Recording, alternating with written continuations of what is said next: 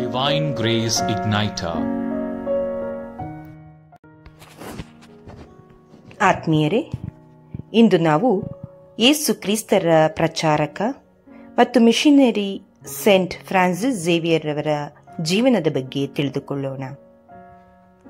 16ನೆಯ ಶತಮಾನದ ಪ್ರಸಿದ್ಧ ಯೇಸು ಸಮುದಾಯದ ಸದಸ್ಯರಾದ ಸೆಂಟ್ ಫ್ರಾನ್ಸಿಸ್ ಝೇವಿಯರ್ ಅವರ ಜೀವನದ ಚಲನಚಿತ್ರವನ್ನು ಇಂದು ನಾವು ಕನ್ನಡದಲ್ಲಿ ಪ್ರಸ್ತುತಪಡಿಸುತ್ತಿದ್ದೇವೆ.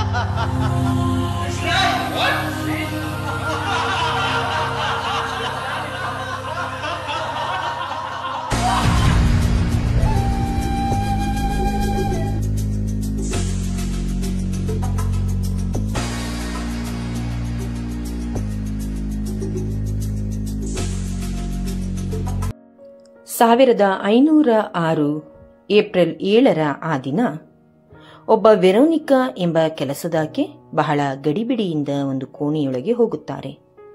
ಏಕೆಂದರೆ ರಾಜ ಜುವಾನ್ ಡೆ ಝೇವಿಯರ್ ಮತ್ತು ಆಕೆಯ ಪತ್ನಿ ಮರಿಯಾ ಡೆ ಅಚ್ಪೇರ್ ಅವರು 4ನೇ ಮಗುವಿನ ನಿರೀಕ್ಷೆಯಲ್ಲಿರುತ್ತಾರೆ.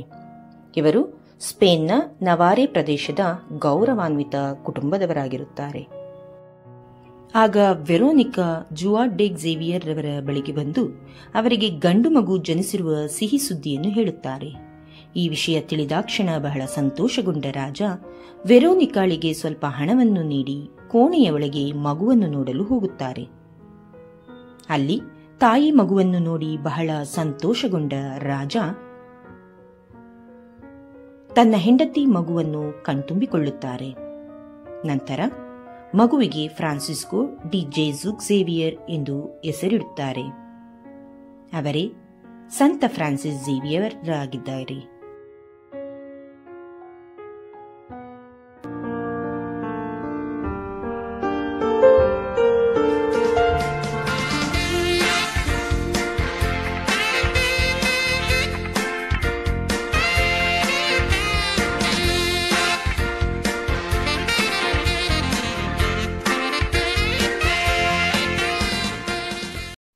ಝೇವಿಯರ್ ಎಂದರೆ ಭದ್ರವಾದ ಕೋಟೆ ಅಥವಾ ಹೊಸ ಮನೆ ಎನ್ನುವ ಅರ್ಥವನ್ನು ಕೊಡುತ್ತದೆ. ಹೀಗೆ ಹಲವು ವರ್ಷಗಳು ಕಳೆದವು. ರಾಜನಾದ ಆರಗನ್ನ ಫರ್ಡಿನಾಂಡ್ ಅವರ ಬಹು ದೊಡ್ಡ ಬಯಕೆ ಏನೆಂದರೆ ಸ್ಪೇನ್ ದೇಶವನ್ನು ತನ್ನ ವಶಕ್ಕೆ ಪಡೆದುಕೊಳ್ಳಬೇಕೆಂಬುದು. ಅದಕ್ಕೆ ಆತ ಹಗಲು ರಾತ್ರಿ ಶ್ರಮಿಸಿ ಯಾವ ರೀತಿ ಸ್ಪೇನ್ ದೇಶವನ್ನು ತನ್ನ ವಶಕ್ಕೆ ತೆಗೆದುಕೊಳ್ಳಬೇಕೆಂದು ಲೆಕ್ಕಾಚಾರ ಮಾಡಿ ಕೊನೆಗೊಂದು ದಿನ ಸ್ಪೇನ್ ಮೇಲೆ ದಾಳಿ ನಡೆಸಿದನು.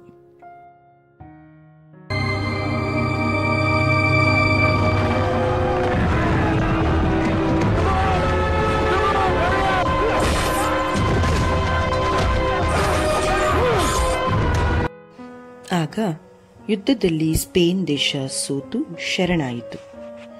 ಇದರಿಂದ ಮನಸ್ಸು ಕೆಡಿಸಿಕೊಂಡ ರಾಜ ಜುವಾನ್ ಡೆ ಝೇವಿಯರ್ ತನ್ನ ಮಹಾರಾಜನ ಬಳಿಗೆ ಬಂದು, ಸೋತ ನಮಗೆ ಇಲ್ಲಿ ಉಳಿಯುವ ಮನಸ್ಸಿಲ್ಲ.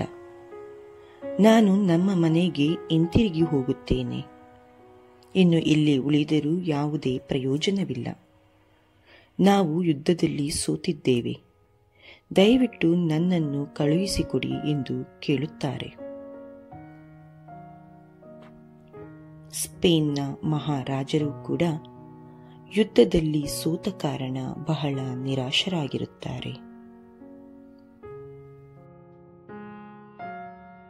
ಆಗ ಅವರನ್ನು ಆಲಂಗಿಸಿ ಬೀಳ್ಕೊಡುತ್ತಾರೆ.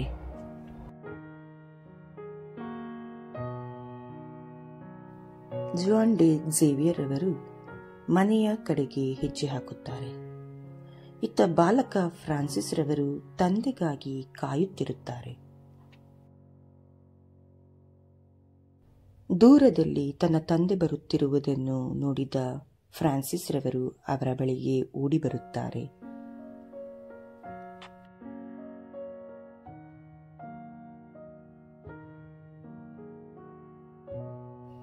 ಅವರ ಹೆಂಡತಿ ಮಕ್ಕಳು ಕೂಡ ಅವರ ಬಳಿಗೆ ಓಡಿ ಬಂದು ಅವರನ್ನು ಆಲಂಗಿಸಿಕೊಳ್ಳುತ್ತಾರೆ.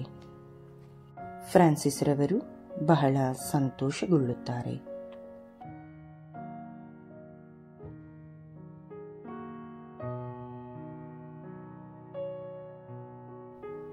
ಫ್ರಾನ್ಸಿಸ್ ರವರ ತಂದೆ ಯುದ್ಧ ಸೋತು ಸ್ಪೇನ್ ದೇಶ ಕೈಬಿಟ್ಟ ಕಾರಣ ಅದರ ಕೊರಗಿನಲ್ಲಿಯೇ ಹಾಸಿಗೆ ಹಿಡಿಯುತ್ತಾರೆ.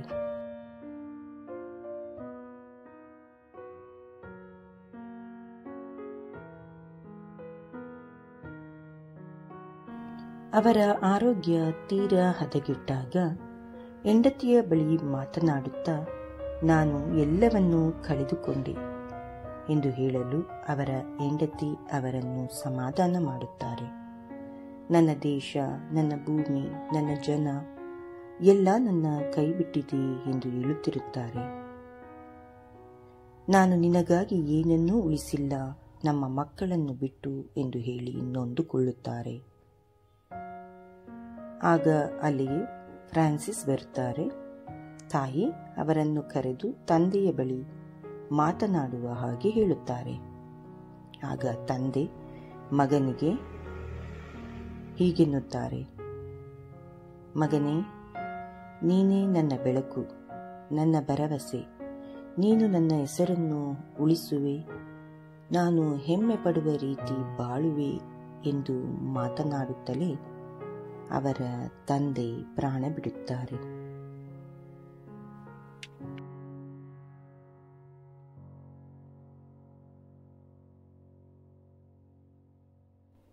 ಎಲ್ಲರ ದುಃಖವು ಮುಗಿಲು ಮುಟ್ಟುತ್ತದೆ.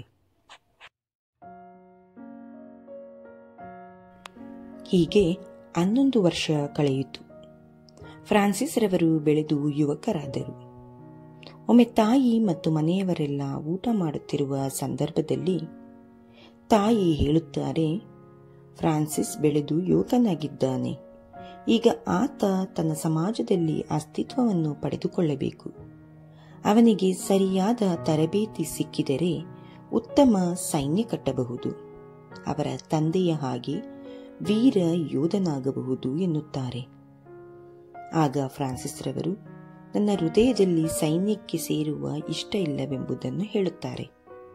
ಹೀಗೆ ಫ್ರಾನ್ಸಿಸ್ ರವರ ಅಣ್ಣ, ತಾಯಿ ಫ್ರಾನ್ಸಿಸ್ ರವರ ಮುಂದಿನ ಭವಿಷ್ಯದ ಬಗ್ಗೆ ಯೋಚಿಸುತ್ತಿದ್ದಾಗ ತಾಯಿಯವರು ಫ್ರಾನ್ಸಿಸ್ ರವರಿಗೆ ಪ್ಯಾರಿಸ್ನಲ್ಲಿ ತನ್ನ ವಿದ್ಯಾಭ್ಯಾಸವನ್ನು ಮುಂದುವರಿಸುವುದಾಗಿ ಹೇಳುತ್ತಾರೆ.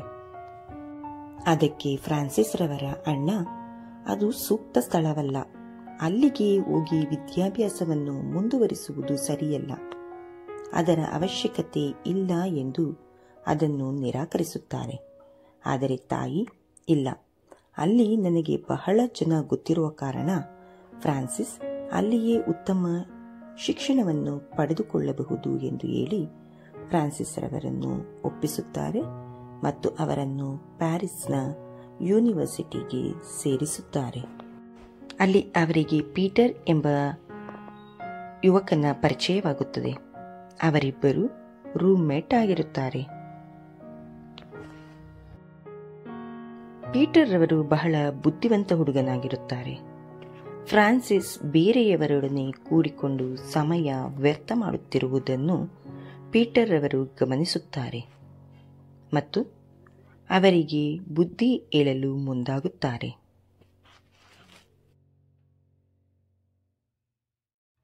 ನೀನು ಪ್ಯಾರಿಸ್ಗೆ ಬಂದಿರುವುದು ವಿದ್ಯಾಭ್ಯಾಸ ಮಾಡಿ ಉತ್ತಮ ರೀತಿಯ ಶಿಕ್ಷಣವನ್ನು ಪಡೆದುಕೊಳ್ಳಲು, ಹೀಗೆ ಎಲ್ಲರೊಂದಿಗೆ ಕೂಡಿ ಸಮಯವನ್ನು ವ್ಯರ್ಥ ಮಾಡುವುದಕ್ಕಲ್ಲ ಎಂದು ಹೇಳುತ್ತಾರೆ. ನಂತರ ಅವರಿಬ್ಬರು ಬಹಳ ಶ್ರದ್ಧೆಯಿಂದ ತಮ್ಮ ಕೆಲಸದಲ್ಲಿ ಮಗ್ನರಾಗುತ್ತಾರೆ.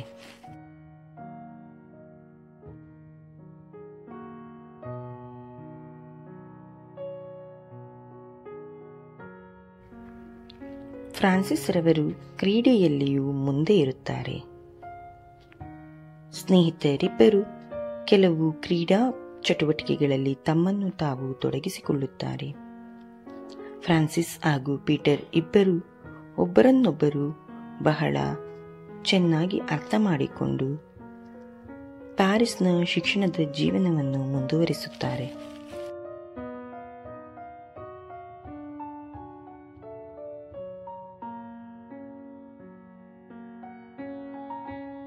ಹೀಗಿರುವಾಗ ಪ್ಯಾರಿಸ್ನ ಯೂನಿವರ್ಸಿಟಿಯಲ್ಲಿ ಇಗ್ನೇಷಿಯಸ್ ರವರ ಆಗಮನವಾಗುತ್ತದೆ. ಅಲ್ಲಿ ಅವರು ಅಲ್ಲಿರುವ ಯುವಕರಿಗೆ ಯೇಸು ಕ್ರಿಸ್ತರ ಬಗ್ಗೆ ಪ್ರಬೋಧನೆ ಮಾಡುತ್ತಿರುತ್ತಾರೆ.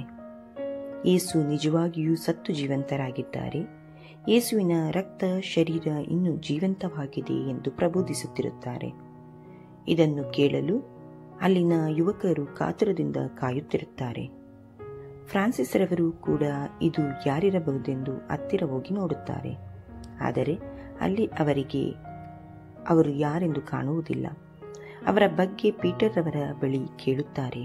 ಆಗ ಪೀಟರ್ ರವರು ಇಗ್ನೇಷಿಯಸ್ ರವರ ಸೇವಾ ಮನೋಭಾವನೆ ಮತ್ತು ಪ್ರಭು ಕ್ರಿಸ್ತರಲ್ಲಿ ಅವರು ಇಟ್ಟಿರುವ ನಂಬಿಕೆ ಮತ್ತು ಅವರಿಂದ ಯುವ ಜನತೆಗೆ ಆಗುತ್ತಿರುವ ಉಪಯೋಗಗಳ ಬಗ್ಗೆ ಸಂಪೂರ್ಣವಾಗಿ ವಿವರಿಸುತ್ತಾರೆ. ಆದರೆ ಫ್ರಾನ್ಸಿಸ್ ರವರು ಅದನ್ನು ನಂಬುವುದಿಲ್ಲ. ಇವರೆಲ್ಲ ಸುಳ್ಳು ವಾದಗಳನ್ನು ಮಾಡಿ ಭಿಕ್ಷೆ ಬೇಡಲು ಯೇಸು ಕ್ರಿಸ್ತರ ಹೆಸರನ್ನು ಬಳಸುತ್ತಿದ್ದಾರೆ ಎಂದು ಹೇಳುತ್ತಾರೆ. ಈತನ ಬಳಿ ಯಾವುದೇ ಪುರಾವೆ ಇಲ್ಲ, ಯುವಕರ ತಲೆ ಕೆಡಿಸುವ ಕೆಲಸವನ್ನು ಈತ ಮಾಡುತ್ತಿದ್ದಾನೆ ಎನ್ನುತ್ತಾರೆ. ಆದರೆ ಪೀಟರ್ ರವರು ಇಗ್ನೇಷಿಯಸ್ ರವರನ್ನು ಬಹಳವಾಗಿ ನಂಬಿರುತ್ತಾರೆ.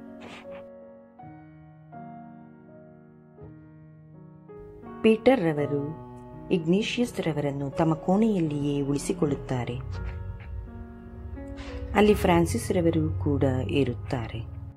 ಇಗ್ನೇಷಿಯಸ್ ರವರನ್ನು ಪೀಟರ್ ರವರು ಬಹಳವಾಗಿ ನಂಬುತ್ತಾ ಪ್ರಾರ್ಥನೆಯಲ್ಲಿ ತಮ್ಮನ್ನು ತಾವು ತೊಡಗಿಸಿಕೊಳ್ಳುತ್ತಾರೆ. ಆದರೆ ಫ್ರಾನ್ಸಿಸ್ ರವರು ಇದನ್ನು ನಂಬದೆ ತಮ್ಮದೇ ಕೆಲಸದಲ್ಲಿ ಮಗ್ನರಾಗಿರುತ್ತಾರೆ. ಆದರೆ ಪೀಟರ್ ಮತ್ತು ಇಗ್ನೇಷಿಯಸ್ ರವರು ಬಹಳವಾಗಿ ಯೇಸುವನ್ನು ಕಂಡುಕೊಳ್ಳಲು ಪ್ರಾರ್ಥನೆಯಲ್ಲಿ ಮುಳುಗಿರುತ್ತಾರೆ.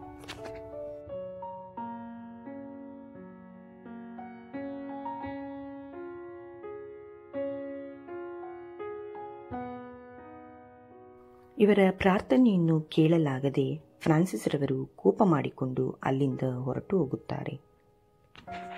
ಸ್ವಲ್ಪ ದಿನಗಳ ಕಾಲ ಕಳೆದ ನಂತರ ಪೀಟರ್ ರವರು ಯಾವುದೋ ಬೇರೆ ಸ್ಥಳಕ್ಕೆ ಹೋಗಬೇಕಾದ ಕಾರಣದಿಂದಾಗಿ ಆ ಕೋಣೆಯಲ್ಲಿ ಇಗ್ನೇಷಿಯಸ್ ರವರು ಮತ್ತು ಫ್ರಾನ್ಸಿಸ್ ರವರು ಮಾತ್ರ ಇರಬೇಕಾದ ಸಂದರ್ಭ ಒದಗುತ್ತದೆ.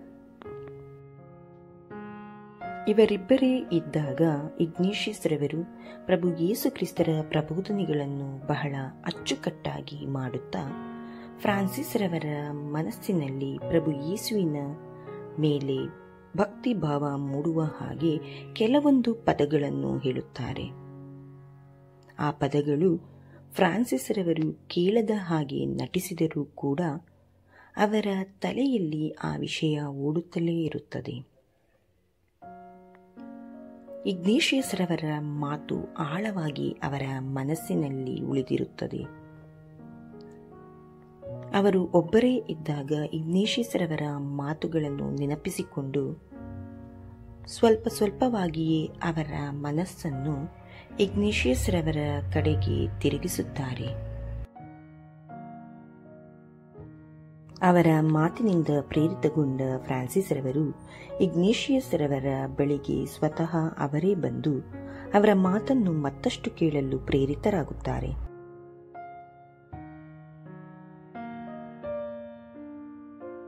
ಈ ಸಂದರ್ಭದಲ್ಲಿ ಇಗ್ನೇಷಿಯಸ್ ರವರು ಪ್ರಭು ಕ್ರಿಸ್ತರ ಬಗ್ಗೆ ಹೇಳಿದ ಮಾತುಗಳು ಫ್ರಾನ್ಸಿಸ್ ರವರ ಮನಸ್ಸಿನಲ್ಲಿ ಆಳವಾಗಿ ಕುಳಿತುಕೊಳ್ಳುತ್ತದೆ. ನಂತರ ಅವರು ತಮ್ಮ ಕೋಣೆಗೆ ಬಂದು ಕುಳಿತು ಇಗ್ನೇಷಿಯಸ್ ರವರ ಮಾತು ಹಾಗೂ ತನ್ನ ತಂದೆ ಸಾಯುವ ಸಂದರ್ಭದಲ್ಲಿ ಹೇಳಿದ ಮಾತು ಎಲ್ಲವನ್ನೂ ಮೆಲುಕು ಹಾಕುತ್ತಾ ಬಹಳ ಆಲೋಚನೆಯಲ್ಲಿ ತಮ್ಮನ್ನು ತಾವು ತೊಡಗಿಸಿಕೊಳ್ಳುತ್ತಾರೆ. ತಾನು ಏನು ಮಾಡಬೇಕೆಂಬ ಯೋಚನೆಯಲ್ಲಿ ಮಗ್ನರಾಗುತ್ತಾರೆ. ಪುಸ್ತಕ ತೆಗೆದು ಓದಿದರೂ ಅವರಿಗೆ ಓದಲು ಸಾಧ್ಯವಾಗುತ್ತಿರುವುದಿಲ್ಲ.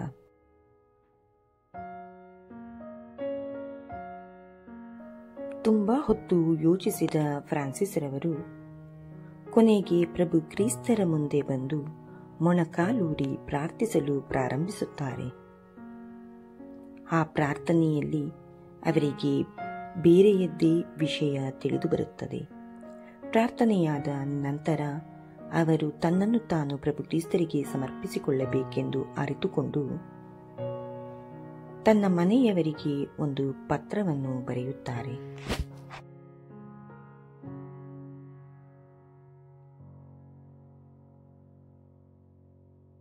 ಆ ಪತ್ರದಲ್ಲಿ ಈ ರೀತಿಯಾಗಿ ಬರೆಯಲಾಗುತ್ತದೆ: ಪ್ರೀತಿಯ ಅಣ್ಣ, ನಾನು ನಿಮ್ಮನ್ನು ಬಹಳವಾಗಿ ನೆನಪಿಸಿಕೊಳ್ಳುತ್ತಿದ್ದೇನೆ.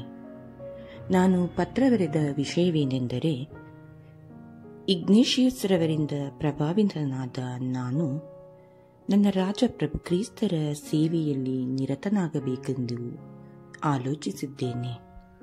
ಆದ ಕಾರಣ ನಾನು ಜೆರುಸಲೇಮ್ಗೆ ಹೋಗಬೇಕೆಂದುಕೊಂಡಿದ್ದೇನೆ ಮತ್ತು ನನ್ನ ಇಡೀ ಜೀವನವನ್ನು ಪ್ರಭು ಕ್ರಿಸ್ತರಿಗೆ ಸಮರ್ಪಿಸಿ ಪಾದ್ರಿಯಾಗಬೇಕೆಂಬ ಹೆಬ್ಬಯಕೆಯಲ್ಲಿದ್ದೇನೆ ಎಂಬುದಾಗಿ ಆ ಪತ್ರದಲ್ಲಿ ಬರೆಯಲಾಗಿರುತ್ತದೆ.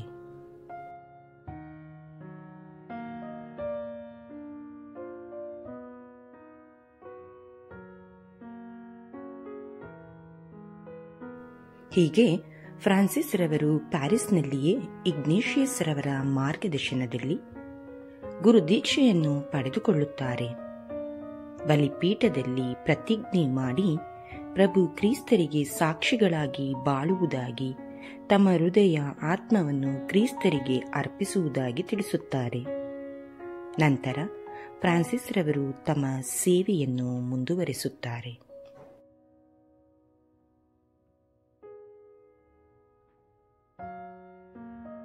ಗುರುದೀಕ್ಷೆ ಪಡೆದ ಅನಂತರ ಫ್ರಾನ್ಸಿಸ್ ರವರು ಪ್ರಭು ಕ್ರಿಸ್ತರನ್ನು ನಂಬದೆ ಇಷ್ಟು ದಿನಗಳ ಕಾಲ ಕಳೆದಿದ್ದ ಕಾರಣದಿಂದಾಗಿ ಒಂದು ಮಧ್ಯರಾತ್ರಿ ತಮ್ಮನ್ನು ತಾವೇ ಶಿಕ್ಷಿಸಿಕೊಳ್ಳುತ್ತಿರುತ್ತಾರೆ. ಎಲ್ಲರೂ ಮಲಗಿರುವ ಸಂದರ್ಭದಲ್ಲಿ ಏನೋ ಶಬ್ದವಾದುದನ್ನು ಕಂಡ ಫ್ರಾನ್ಸಿಸ್ ರವರ ಸಹಪಾದ್ರಿಯು ಏನೆಂದು ಕಾಣಲು ಅಲ್ಲಿಗೆ ಬರುತ್ತಾರೆ.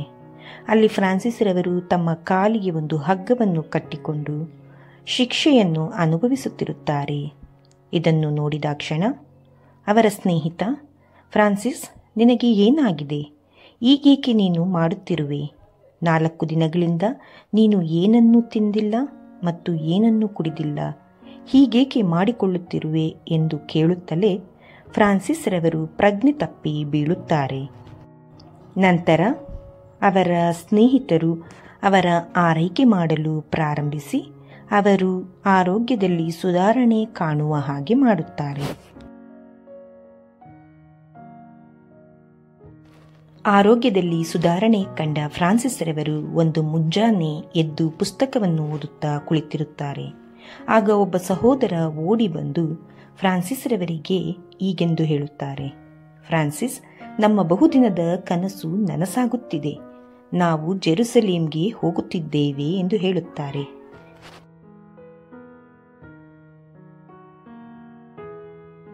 ಈ ಮಾತು ಕೇಳಿದಾಕ್ಷಣ ಫ್ರಾನ್ಸಿಸ್ ರವರಿಗೆ ಎಲ್ಲಿಲ್ಲದ ಸಂತೋಷ ಉಂಟಾಗುತ್ತದೆ. ಫ್ರಾನ್ಸಿಸ್ ರವರು ಹಾಗೂ ಅವರ 8 ಜನ ಸ್ನೇಹಿತರು, ಒಟ್ಟು 9 ಜನ ಪಾದ್ರಿಗಳು ಚಳಿಗಾಲದ ಸಮಯದಲ್ಲಿ ತಮ್ಮ ಪ್ರಯಾಣವನ್ನು ಜೆರುಸಲೇಮ್ ಕಡೆಗೆ ನಡೆಸುತ್ತಾರೆ. ಅಲ್ಲಿ ಇಗ್ನೇಷಿಯಸ್ ರವರು ಈ 9 ಜನ ಸಹೋದರರಿಗಾಗಿ ಕಾಯುತ್ತಲಿರುತ್ತಾರೆ. ಸತತ 7 ವಾರಗಳ ಸುದೀರ್ಘ ಪ್ರಯಾಣದ ನಂತರ ಫ್ರಾನ್ಸಿಸ್ ಹಾಗೂ ಅವರ ಸಂಗಡಿಗರು ಜೆರುಸಲೇಮನ್ನು ತಲುಪುತ್ತಾರೆ. ಅಲ್ಲಿ ಬಡವರ, ರೋಗಿಗಳ ಸೇವೆಯಲ್ಲಿ ತಮ್ಮನ್ನು ತಾವೇ ತೊಡಗಿಸಿಕೊಳ್ಳುತ್ತಾರೆ. ಬಡವರ ಸೇವೆಯಲ್ಲಿ ಅವಿರತ ಶ್ರಮಿಸುತ್ತಾರೆ. ಯೇಸುವಿನ ವಾಗ್ದಾನದ ಪ್ರಕಾರ ರೋಗಿಗಳ ಸೇವೆ, ಬಡವರ ಸೇವೆಯನ್ನೇ ಗುರಿಯಾಗಿಟ್ಟುಕೊಳ್ಳುತ್ತಾರೆ.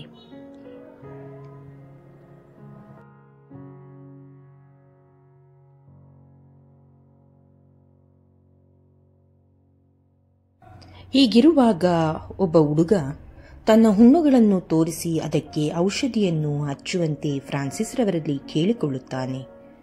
ಆಗ ಫ್ರಾನ್ಸಿಸ್ ರವರು ಆ ಹುಣ್ಣುಗಳನ್ನು ನೋಡುತ್ತಿದ್ದ ಹಾಗೆ ವಾಂತಿ ಮಾಡಿಕೊಳ್ಳುತ್ತಾರೆ ಮತ್ತು ತಕ್ಷಣವೇ ದೇವರಲ್ಲಿ ಪ್ರಾರ್ಥಿಸುತ್ತಾ, ಯೇಸುವೇ, ನನಗೆ ಸಹಾಯ ಮಾಡಿ, ನನಗೆ ಈ ರೀತಿಯ ಭಯದಿಂದ ದೂರವಿರಿಸಿ, ನನಗಾಗಿ ಪ್ರಾರ್ಥಿಸಿರಿ ತಂದೆಯೇ, ನನ್ನನ್ನು ಕಾಪಾಡಿರಿ, ದಯವಿಟ್ಟು ನನ್ನನ್ನು ಆಶೀರ್ವದಿಸಿ, ನನಗೆ ಸಹಾಯ ಮಾಡಿ ತಂದೆಯೇ, ನನ್ನ ಸಹಾಯ ಕೋರುವ ಯಾರಿಗಾದರೂ ನಾನು ಸಹಾಯ ಹಸ್ತವನ್ನು ಚಾಚಲು ನೆರವಾಗಿರಿ ಪ್ರಭುವೇ ಎಂದು ಬೇಡಿಕೊಳ್ಳುತ್ತಾರೆ. ನಂತರ ಅವರ ಗಾಯದ ಹುಣ್ಣುಗಳನ್ನೇ ಫ್ರಾನ್ಸಿಸ್ ರವರು ತಿನ್ನುವಷ್ಟು ತನ್ನನ್ನೇ ತಾವೇ ಶಿಕ್ಷಿಸಿಕೊಳ್ಳುತ್ತಾರೆ. ಹೀಗೆ ಬಡವರ, ದೀನದಲಿತರ, ರೋಗಿಗಳ ಸೇವೆ ಮಾಡುತ್ತಾ ಫ್ರಾನ್ಸಿಸ್ ರವರು ತಮ್ಮ ಕೆಲಸದಲ್ಲಿ ನಿರತರಾಗಿರುವ ಸಂದರ್ಭದಲ್ಲಿ ಅವರಿಗೆ ಭಾರತಕ್ಕೆ ಬರುವ ಅವಕಾಶ ದೊರೆಯುತ್ತದೆ. ಅದಕ್ಕೋಸ್ಕರ ಹಿರಿಯ ಪಾದ್ರಿಗಳ ಆಧಾರದ ಮೇಲೆ ಫ್ರಾನ್ಸಿಸ್ ರವರು ಭಾರತಕ್ಕೆ ಬರಲು ಸಿದ್ಧರಾಗುತ್ತಾರೆ. ಫ್ರಾನ್ಸಿಸ್ ರವರನ್ನು ಕರೆದುಕೊಂಡು ಹೋಗಲು ಭಾರತದಿಂದ ಹಿರಿಯ ಪಾದ್ರಿಯೊಬ್ಬರು ಅಲ್ಲಿಗೆ ಬಂದಿರುತ್ತಾರೆ.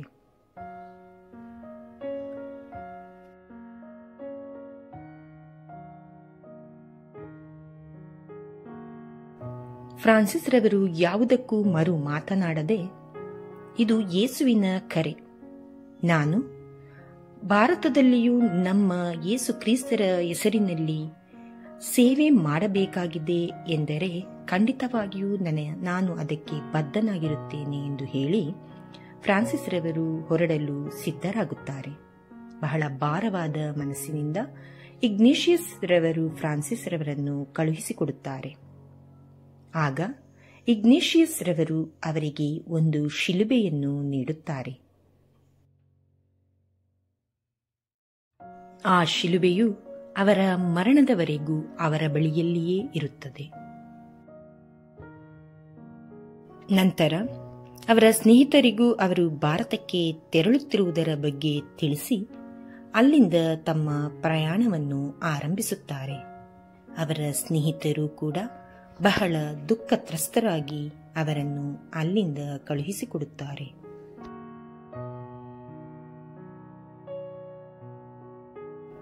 ನಂತರ ಫ್ರಾನ್ಸಿಸ್ ರವರು ಸಮುದ್ರದ ಮೂಲಕ ಪ್ರಯಾಣ ಬೆಳೆಸಿ ಸತತ 4 ತಿಂಗಳುಗಳ ನಂತರ ಗೋವಾಗೆ ಬಂದು ತಲುಪುತ್ತಾರೆ.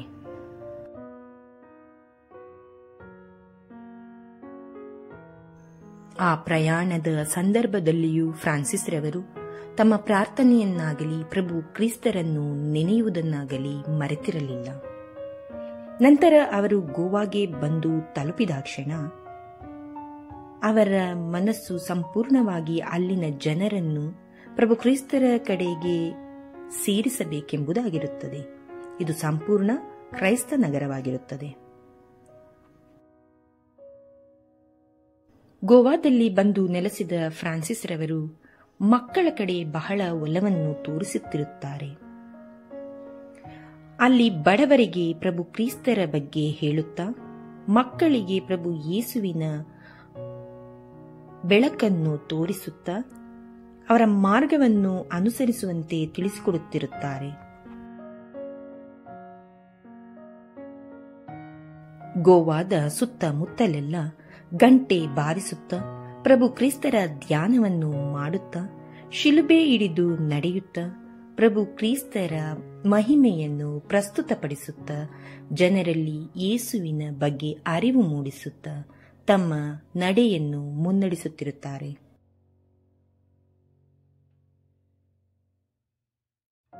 ಐಷಾರಾಮಿ ಜೀವನವನ್ನು ನಡೆಸದೆ ಬಡವರ ಆಹಾರವನ್ನೇ ಸೇವಿಸುತ್ತಾ ಬಡವರ ಮನೆಗಳಲ್ಲೇ ತಂಗುತ್ತಾ ತಮ್ಮ ನಿಸ್ವಾರ್ಥ ಸೇವೆಯನ್ನು ಫ್ರಾನ್ಸಿಸ್ ರವರು ನಡೆಸುತ್ತಿರುತ್ತಾರೆ.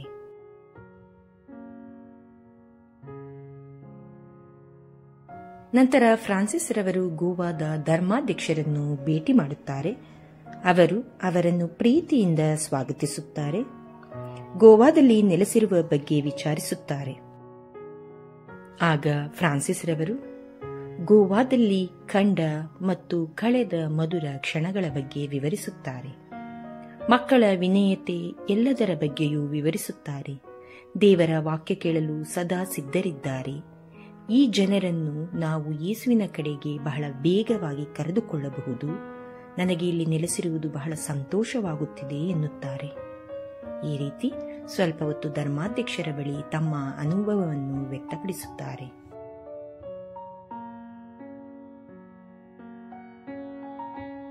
ಅವರ ಮಾತುಗಳು ಧರ್ಮಾಧ್ಯಕ್ಷರ ಮನಸ್ಸನ್ನು ಮುಟ್ಟುತ್ತದೆ. ಅವರನ್ನು ಪ್ರೀತಿಯಿಂದ ಸ್ವಾಗತಿಸುವುದರ ಜೊತೆಗೆ ಅತಿಥಿ ಸತ್ಕಾರವನ್ನು ನೀಡಿ ಗೌರವಿಸುತ್ತಾರೆ.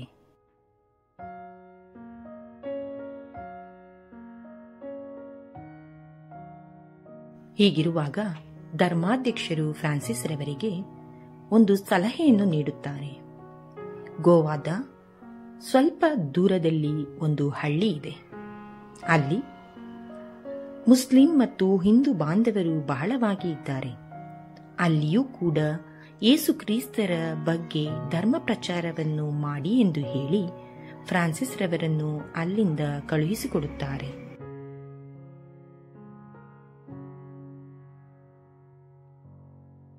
ಪ್ರಯಾಣದ ಸಮಯದಲ್ಲಿ ಫ್ರಾನ್ಸಿಸ್ ರವರ ಜೊತೆ ಇಬ್ಬರು ಸಹೋದರರು ಕೂಡ ಪ್ರಯಾಣ ಬೆಳೆಸುತ್ತಾರೆ. ಆ ಇಬ್ಬರು ಸದಸ್ಯರು ಹೇಳುವ ಪ್ರಕಾರ ಆ ಹಳ್ಳಿಯು ಬಹಳ ಭಯಾನಕವಾಗಿದ್ದು ಅಲ್ಲಿ ನಮಗೆ ಯಾವುದೇ ರೀತಿಯ ವ್ಯವಸ್ಥೆ ದೊರೆಯುವುದಿಲ್ಲ. ಅಲ್ಲಿ ನಾವು ಧರ್ಮ ಪ್ರಚಾರ ಮಾಡುವುದು ಬಹಳ ಕಷ್ಟಕರವಾದ ಕೆಲಸ ಎಂಬುದಾಗಿ ಹೇಳುತ್ತಾರೆ. ಇದನ್ನೆಲ್ಲ ಕೇಳಿಸಿಕೊಂಡ ಫ್ರಾನ್ಸಿಸ್ ರವರು ಯೇಸುವಿನ ಇಚ್ಛೆ ಇದ್ದ ಹಾಗೆ ಆಗಲಿ, ನಾವು ಪ್ರಯತ್ನ ಪಡೋಣ ಎಂದು ಹೇಳುತ್ತಾ ಆ ಹಳ್ಳಿಗೆ ಹೋಗುತ್ತಾರೆ. ಬಿಸಿಲನ್ನು ಲೆಕ್ಕಿಸದೆ ಫ್ರಾನ್ಸಿಸ್ ರವರು ನಡೆದು ಬೇರೆ ಬೇರೆ ಹಳ್ಳಿಗಳಿಗೆ ಭೇಟಿ ಕೊಡುತ್ತಾರೆ.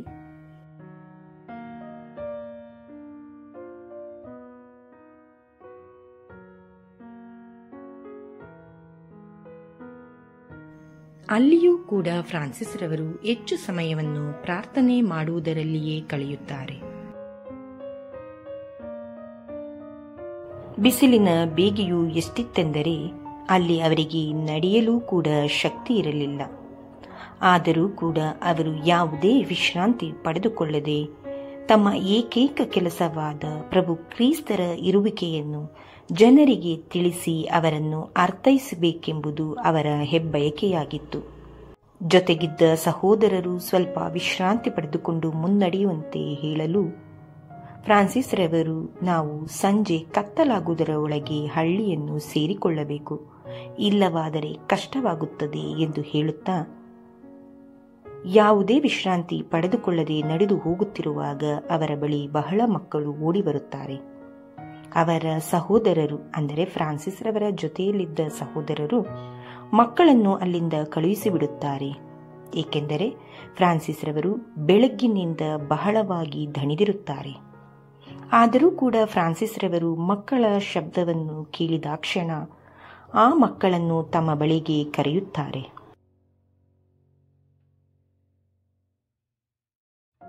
ಈ ದಿನ ಯೇಸು ಕ್ರಿಸ್ತರ ಬಗ್ಗೆ ನಿಮಗೆ ಮತ್ತಷ್ಟು ವಿಷಯವನ್ನು ಹೇಳುತ್ತೇನೆ, ಬನ್ನಿ ಎನ್ನುತ್ತಾರೆ.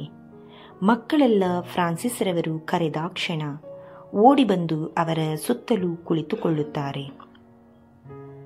ಆಗ ಫ್ರಾನ್ಸಿಸ್ ರವರ ಸಹ ಸಹೋದರರು ಅವರಿಗೆ ಸ್ವಲ್ಪ ನೀರನ್ನು ಕೊಡುತ್ತಾರೆ. ಫ್ರಾನ್ಸಿಸ್ ರವರು ಅದನ್ನೂ ಕುಡಿಯದೆ ಮಕ್ಕಳಿಗೆ ಯೇಸು ಕ್ರಿಸ್ತರ ಬಗ್ಗೆ ವಿವರಣೆ ಕೊಡುವುದರಲ್ಲಿ ತಮ್ಮನ್ನು ತಾವು ತಲ್ಲೀನಗೊಳಿಸಿಕೊಳ್ಳುತ್ತಾರೆ. ಮಕ್ಕಳಲ್ಲಿ ಈಗಿನಿಂದಲೇ ನಾವು ಯೇಸುವಿನ ಬಗ್ಗೆ ಹೇಳುತ್ತಾ ಬಂದರೆ ಅವರಲ್ಲಿ ಜ್ಞಾನೋದಯವಾಗುತ್ತದೆ. ಪ್ರಭು ಯೇಸು ಕ್ರಿಸ್ತರನ್ನು ಅವರು ನಂಬುತ್ತಾರೆ ಎಂದು ಹೇಳಿ ಆ ಮಕ್ಕಳಿಗೆಲ್ಲ ಪ್ರಭು ಕ್ರಿಸ್ತರ ಜೀವನ ಮತ್ತು ಪ್ರಭು ಕ್ರಿಸ್ತರನ್ನು ಅನುಸರಿಸುವುದರಿಂದ ಆಗುವ ಲಾಭಗಳ ಬಗ್ಗೆ ಹೇಳಿ ನಂತರ ಅವರು ಸ್ವಲ್ಪ ನೀರನ್ನು ಕುಡಿದು ವಿಶ್ರಾಂತಿ ತೆಗೆದುಕೊಳ್ಳುತ್ತಾರೆ.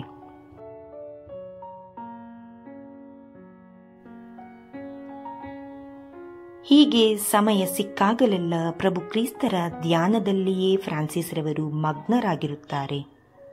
ಲೋಕದ ಬೇರೆ ಯಾವ ಚಿಂತೆಯನ್ನು ಮಾಡದೆ ಪ್ರಭು ಕ್ರಿಸ್ತರನ್ನು ಕಾಣುವುದೊಂದೇ ಫ್ರಾನ್ಸಿಸ್ ರವರ ಹಂಬಲವಾಗಿರುತ್ತದೆ. ಪ್ರಭು ಕ್ರಿಸ್ತರ ಜೀವನದ ಬಗ್ಗೆ, ಪ್ರಭು ಕ್ರಿಸ್ತರನ್ನು ಹಿಂಬಾಲಿಸುವುದರ ಬಗ್ಗೆ ಜನರಲ್ಲಿ ಅರಿವು ಮೂಡಿಸುವುದೇ ಅವರ ಹೆಬ್ಬಯಕೆಯಾಗಿರುತ್ತದೆ.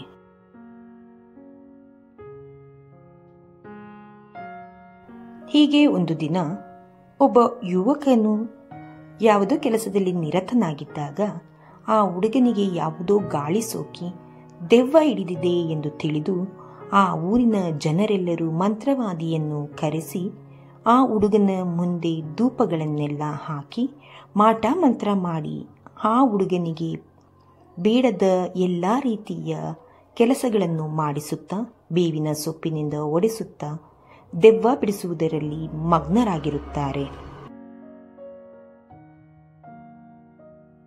ಆ ಹುಡುಗ ಎಷ್ಟೇ ಪ್ರಯತ್ನ ಪಟ್ಟರೂ ಮಂಕಾಗಿಯೇ ಇದ್ದನೇ ಹೊರತು ಯಾವುದೇ ಬದಲಾವಣೆಯಾಗದಿದ್ದದ್ದಕ್ಕೆ ಆ ಹಳ್ಳಿಯ ಜನರೆಲ್ಲ ಆ ಹುಡುಗನ ತಂದೆಗೆ, ನೀನು ಒಮ್ಮೆ ಫ್ರಾನ್ಸಿಸ್ ರವರನ್ನು ಕಂಡು ಅವರ ಸಹಾಯವನ್ನು ಕೇಳು, ಖಂಡಿತವಾಗಿಯೂ ಅವರು ನಿನಗೆ ಸಹಾಯ ಮಾಡುತ್ತಾರೆ, ಹೋಗಿ ಅವರನ್ನು ಕರೆದುಕೊಂಡು ಬಾ ಎಂದು ಹೇಳುತ್ತಾರೆ. ಆ ಸಂದರ್ಭದಲ್ಲಿ ಫ್ರಾನ್ಸಿಸ್ ರವರು ಒಬ್ಬ ಬಡ ರೈತನ ಮನೆಯಲ್ಲಿ ಸ್ವಲ್ಪ ಊಟವನ್ನು ಮಾಡಲು ಕುಳಿತಿರುತ್ತಾರೆ.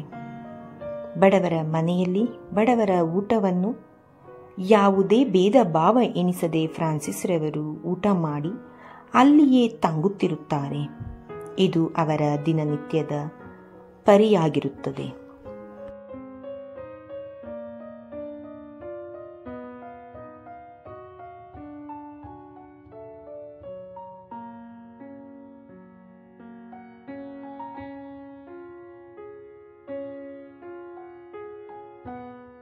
ಹೀಗಿರುವ ಸಂದರ್ಭದಲ್ಲಿ ಆ ಹುಡುಗನ ತಂದೆಯು ಫ್ರಾನ್ಸಿಸ್ ರವರ ಬಳಿಗೆ ಓಡಿ ಬರುತ್ತಾರೆ.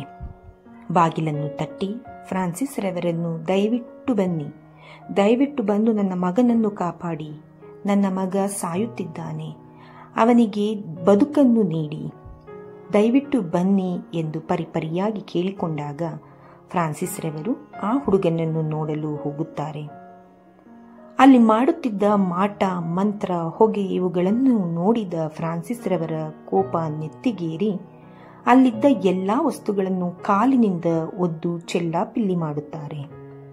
ತಕ್ಷಣವೇ ಆ ಮಂತ್ರವಾದಿ ಹೆದರಿ ಅಲ್ಲಿಂದ ಓಡಿ ಹೋಗುತ್ತಾನೆ. ನಂತರ ಫ್ರಾನ್ಸಿಸ್ ರವರು ಆ ಹುಡುಗನನ್ನು ಬಂದು ಮೃದುವಾಗಿ ಮುಟ್ಟುತ್ತಾ ಪವಿತ್ರ ಬೈಬಲ್ ಅನ್ನು ಹಿಡಿದು ಮತ್ತು ಶಿಲುಬೆಯನ್ನು ಆತನ ಮೈಮೇಲೆ ಗುರುತನ್ನು ಹಾಕಿ ಶಿಲುಬೆಯನ್ನು ತೋರಿಸುತ್ತಾ, ಪ್ರಭುವೇ, ಈ ಹುಡುಗನನ್ನು ಸ್ವಸ್ಥಗೊಳಿಸು ಎಂದು ಗಟ್ಟಿಯಾಗಿ ಪ್ರಾರ್ಥಿಸುತ್ತಾರೆ. ಸ್ವಲ್ಪ ಹೊತ್ತಿನಲ್ಲಿಯೇ ಆ ಹುಡುಗ ಸ್ವಸ್ಥನಾಗುತ್ತಾನೆ. ಮಗನ ವಿಷಯವಾಗಿ ತಾಯಿಯು ತುಂಬಾ ಚಿಂತಾಕ್ರಾಂತರಾಗಿರುತ್ತಾರೆ. ಅವನನ್ನು ಸ್ವಸ್ಥಪಡಿಸಿದ್ದಕ್ಕಾಗಿ ಆ ತಾಯಿಯ ಸಂತೋಷ ಮುಗಿಲು ಮುಟ್ಟುತ್ತದೆ. ಅಷ್ಟೇ ಅಲ್ಲದೆ ಅಲ್ಲಿನ ಜನರೆಲ್ಲರೂ ಫ್ರಾನ್ಸಿಸ್ ರವರ ಕಾಲಿಗೆ ಬಿದ್ದು, ನೀವೇ ನಿಜವಾದ ದೇವರು, ನೀವೇ ನಿಜವಾದ ರಕ್ಷಕ ಎಂದು ಬೇಡಿಕೊಳ್ಳುತ್ತಾರೆ. ಆಗ ಫ್ರಾನ್ಸಿಸ್ ರವರು ಅವರನ್ನು ಸಮಾಧಾನಗೊಳಿಸಿ, ಈ ಲೋಕಕ್ಕೆಲ್ಲ ನಿಜವಾದ ದೇವರು ಪ್ರಭು ಯೇಸು ಕ್ರಿಸ್ತರು ಮಾತ್ರ, ನಾನು ನಿಮ್ಮ ಹಾಗೆ ಮನುಷ್ಯ ಎಂದು ಹೇಳುತ್ತಾರೆ.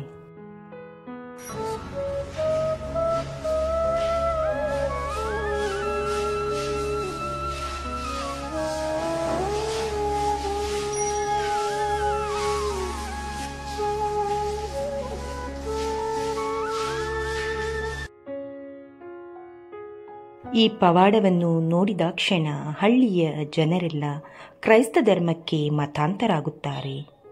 ಜ್ಞಾನಸ್ಥಾನವನ್ನು ಪಡೆದು ಪ್ರಭು ಕ್ರಿಸ್ತರನ್ನು ತಮ್ಮೊಳಗೆ ಆಹ್ವಾನ ಮಾಡಿಕೊಂಡು ಯೇಸುವಿನ ಮಕ್ಕಳಾಗಿ ಬಾಳುತ್ತಾರೆ. ಪ್ರಾರ್ಥನೆಯ ಮೂಲಕ ಆ ಜನರಲ್ಲಿ ಪ್ರಭು ಕ್ರಿಸ್ತರ ನಂಬಿಕೆಯನ್ನು ಫ್ರಾನ್ಸಿಸ್ ರವರು ಬೆಳೆಸುತ್ತಾರೆ.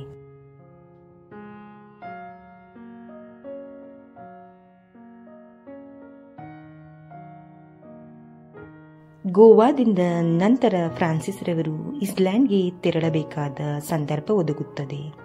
ಈ ಸಂದರ್ಭದಲ್ಲಿ ಅವರು ಪ್ರಯಾಣಿಸುತ್ತಿದ್ದ ಹಡಗು ಬಿರುಗಾಳಿಗೆ ಸಿಲುಕುತ್ತದೆ. ಆ ರಭಸವಾದ ಗಾಳಿಯ ಹೊಡೆತ ಎಲ್ಲರನ್ನೂ ಅಲುಗಾಡಿಸುತ್ತದೆ.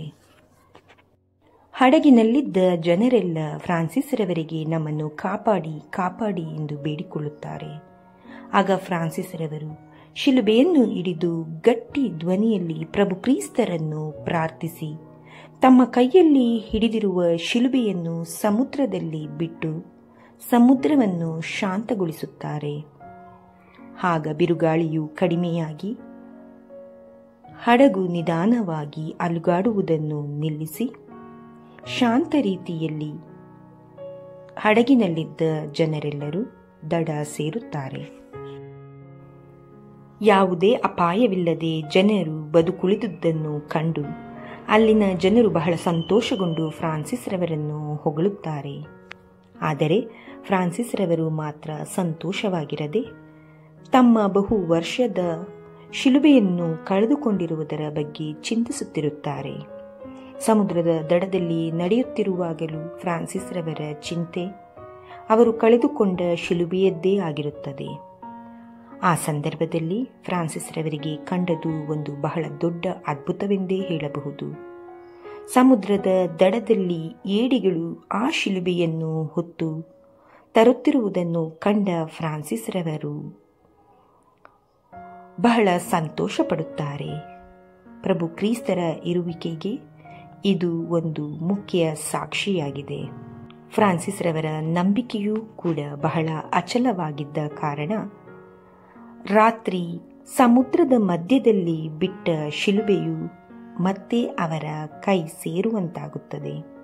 ಶಿಲುಬೆಯನ್ನು ಕಂಡಾಕ್ಷಣ ಫ್ರಾನ್ಸಿಸ್ ರವರು ಬಹಳ ಸಂತೋಷಗೊಂಡು ಅದನ್ನು ಪ್ರೀತಿಯಿಂದ ತಮ್ಮೊಂದಿಗೆ ಒಯ್ಯುತ್ತಾರೆ.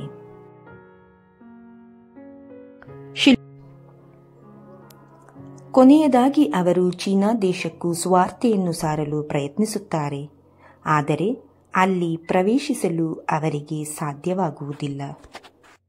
ನಂತರ ಫ್ರಾನ್ಸಿಸ್ ರವರು ಬಹಳ ಪ್ರೀತಿಯಿಂದ ತಮ್ಮ ಗಮನವನ್ನು ಆ ಏಡಿಯ ಕಡೆ ತಿರುಗಿಸುತ್ತಾರೆ.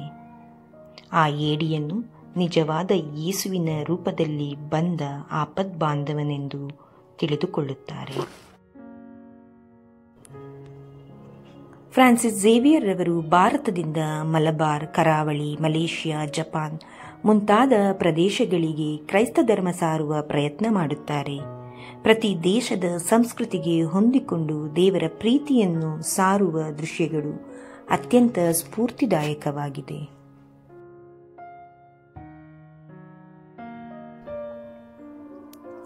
ಕೊನೆಯದಾಗಿ ಅವರು ಚೀನಾ ದೇಶಕ್ಕೂ ಸುವಾರ್ತೆಯನ್ನು ಸಾರಲು ಪ್ರಯತ್ನಿಸುತ್ತಾರೆ. ಆದರೆ ಅಲ್ಲಿ ಪ್ರವೇಶಿಸಲು ಅವರಿಗೆ ಸಾಧ್ಯವಾಗುವುದಿಲ್ಲ.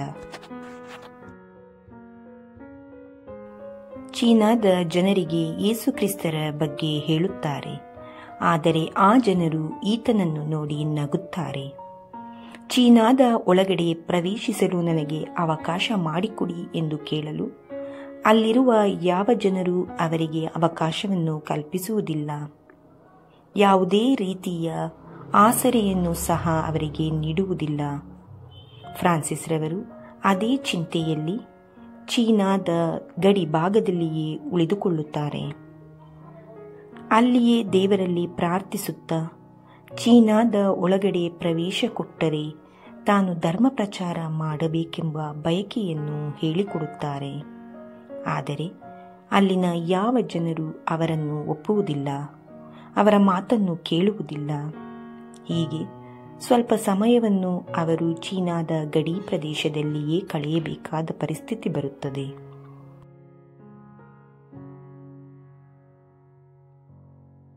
ಪ್ರಯತ್ನಗಳು ವಿಫಲವಾದರೂ ಫ್ರಾನ್ಸಿಸ್ ರವರು ಎದೆಗುಂದದೆ ಸಮುದ್ರ ತೀರದ ಬಳಿಯಲ್ಲಿಯೇ ಕುಳಿತು ಶಿಲುಬೆಯನ್ನು ಹಿಡಿದು ಪ್ರತಿದಿನ ಪ್ರತಿಕ್ಷಣ ಪ್ರಾರ್ಥಿಸುತ್ತಿರುತ್ತಾರೆ. ಆಹಾರ, ನೀರು, ವಸತಿ ಯಾವುದೂ ಇಲ್ಲದೆ ಅವರ ಗುರಿ ಒಂದೇ ಆಗಿರುತ್ತದೆ: ಪ್ರಭು ಯೇಸುವಿನ ಮಹಿಮೆಯನ್ನು ಚೀನಾದಲ್ಲಿಯೂ ಸಾರಲು ಅವಕಾಶ ದೊರೆಯಬೇಕೆಂಬುದು. ಆದರೆ ಅದು ಸಾಧ್ಯವಾಗದೆ ಹಾಗೆಯೇ ಉಳಿಯುತ್ತದೆ.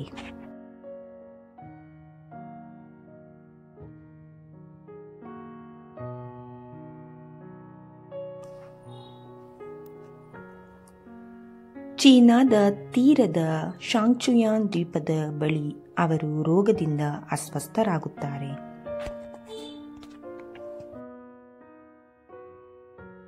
1552 ನವೆಂಬರ್ 21ರ ದಿನದಂದು ಫ್ರಾನ್ಸಿಸ್ ರವರ ಆರೋಗ್ಯದಲ್ಲಿ ಬಹಳ ಬದಲಾವಣೆಯಾಗುತ್ತದೆ. ನಿಲ್ಲಲು ಶಕ್ತರಾಗದೆ ಬಿದ್ದು ಬಿಡುತ್ತಾರೆ. ಅಲ್ಲಿಯೇ ದಡದ ಬಳಿ ಇದ್ದ ಚೀನಾ ಯಾತ್ರಿಕರು ಫ್ರಾನ್ಸಿಸ್ ರವರನ್ನು ಆರೈಕೆ ಮಾಡುತ್ತಾರೆ.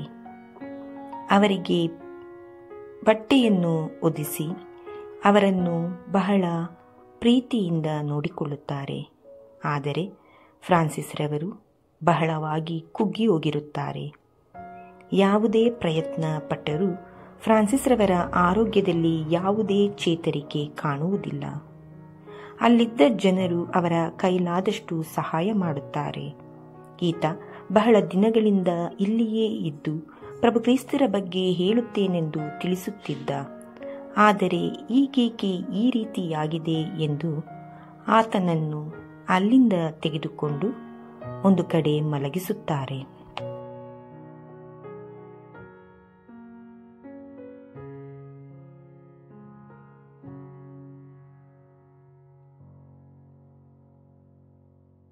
ಹೀಗೆ ಸ್ವಲ್ಪ ದಿನಗಳ ಕಾಲ ಆ ಜನರೇ ಫ್ರಾನ್ಸಿಸ್ ರವರನ್ನು ನೋಡಿಕೊಳ್ಳುತ್ತಾರೆ.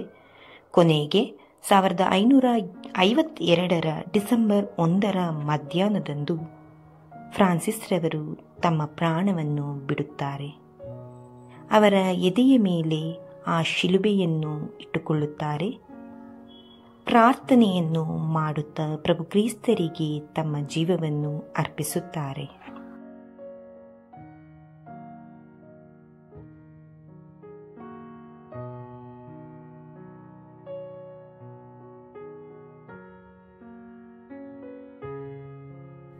ಆ ಚೀನಾ ಯಾತ್ರಿಕರೇ ಫ್ರಾನ್ಸಿಸ್ ರವರಿಗೆ ಆಸರೆಯಾಗಿದ್ದ ಕಾರಣ ಅವರ ಮರಣದ ನಂತರ ಅವರ ಶವ ಸಂಸ್ಕಾರಕ್ಕೆ ಬೇಕಾದ ಎಲ್ಲ ರೀತಿಯ ಕಾರ್ಯಗಳನ್ನು ಆ ಚೀನಾದ ಯಾತ್ರಿಕರೇ ಮಾಡುತ್ತಾರೆ. ಬಹಳ ದಿನಗಳಿಂದ ಅವರೊಟ್ಟಿಗೆ ಇದ್ದ ಆ ಚೀನಾ ಯಾತ್ರಿಕರು ಫ್ರಾನ್ಸಿಸ್ ರವರನ್ನು ಕಳೆದುಕೊಂಡು ಬಹಳ ದುಃಖಕ್ರಾಂತರಾಗುತ್ತಾರೆ.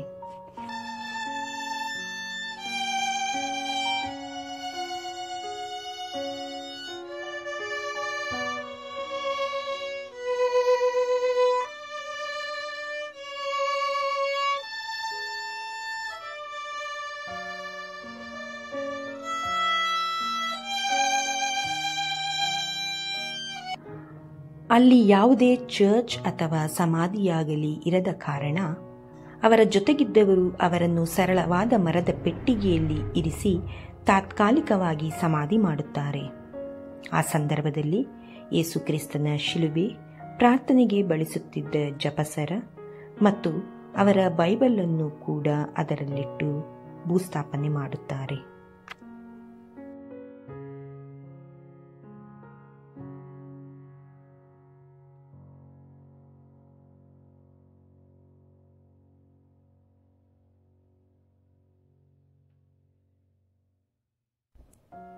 ಕೆಲವು ತಿಂಗಳುಗಳ ನಂತರ ಫ್ರಾನ್ಸಿಸ್ ರವರ ದೇಹವನ್ನು ಗೋವಾಕ್ಕೆ ತರಬೇಕಾದ ಕಾರಣ ಅವರ ಸಮಾಧಿಯನ್ನು ತೆಗೆದು ಅಲ್ಲಿಂದ ಅವರ ದೇಹವನ್ನು ತೆಗೆದುಕೊಂಡು ಹೋಗಲು ಸಿದ್ಧರಾದ ಸಂದರ್ಭದಲ್ಲಿ ಆಶ್ಚರ್ಯವೊಂದು ಅಲ್ಲಿ ಕಾಣಿಸುತ್ತದೆ.